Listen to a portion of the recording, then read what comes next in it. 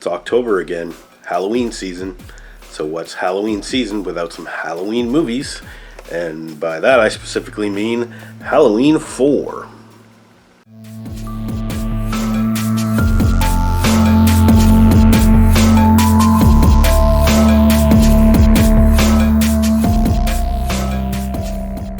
Halloween 4 was made in 1988. Of course it is the return of Michael Myers. Now, okay, I'm not that familiar with all the Halloween movies. I mean, of course, I've seen most of them, except for the last 5. There's like 13 movies, dude. Yeah, 13 Halloween movies. This is the 4th one. First one, of course, was your classic, the original Halloween. Michael Myers attacks Laurie Strode. Fantastic horror movie, an iconic horror movie. Been imitated a million times and been sequels and remakes and reboots and all that stuff. Whatever. It's really confusing. Anyway, you got your first one. Shoot Michael and he falls out the window, and then last shot of the original Halloween is his corpse disappears.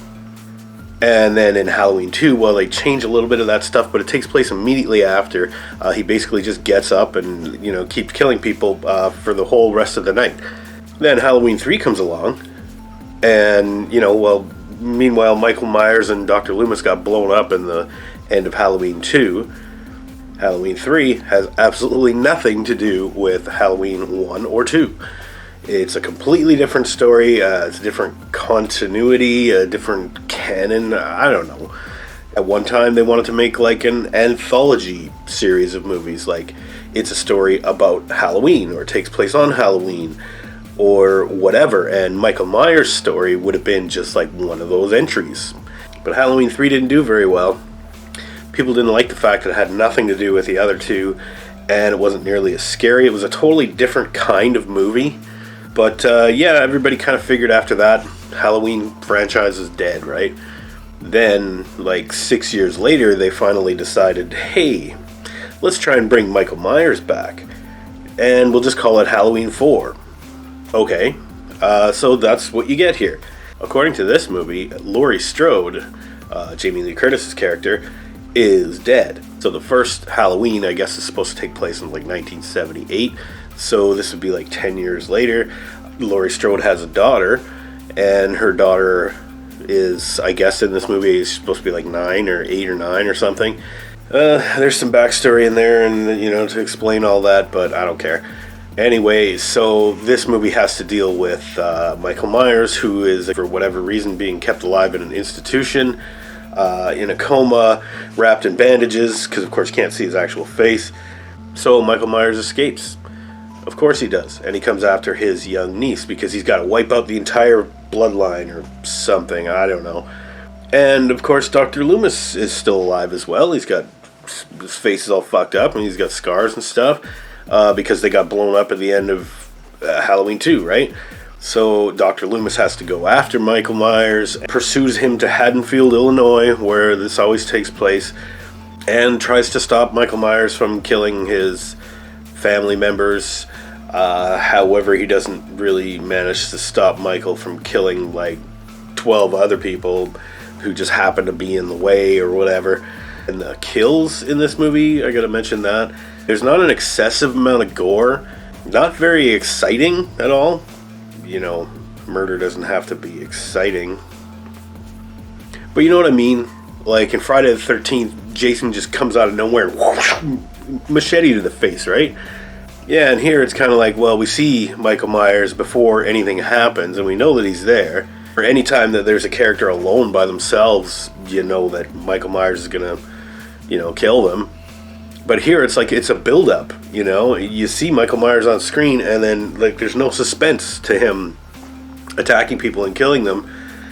He just does it, and he's like super strong, and apparently immortal and all this. And there's one really dumb kill where he comes upon this one character in a dark room, and she's carrying a shotgun and she's ready to defend herself against Michael Myers, but he just appears there, and the whole thing takes like 10 seconds. She doesn't scream or anything, and he doesn't restrain her from screaming. She just goes, and then he grabs the shotgun from her, impales her with it, and kills her that way. Doesn't even fire the gun, just kills her with the shotgun. Like a blunt instrument, impaled by a blunt instrument. That's got to be pretty painful. You think a victim would scream a little bit? I don't know, it's just really dumb. There's a lot of dumb stuff in this. This whole movie is dumb. One thing I really don't like about this movie is the mask. The Michael Myers blank white William Shatner mask. You know what I mean? It looks really bad in this movie. On the cover, that doesn't look too bad, right? This is not from the movie. Well, what they do have in the movie is this. This is what you see in the movie. And it's because of the way that it's sculpted, or the way that it fits the actor, or the way that it's lit, or something like that. But it just looks like pure white. It looks fucking ridiculous. It looks goofy. I don't know, I guess it was just better executed in the first 2 Halloween movies. But it looks really cheap and really stupid here. I don't know. I didn't like this movie. It's just Halloween all over again. Or they try to make it that way and throw in a little bit of backstory. And at the end, it's got a bit of a twist ending, which I think is really stupid and really horribly done.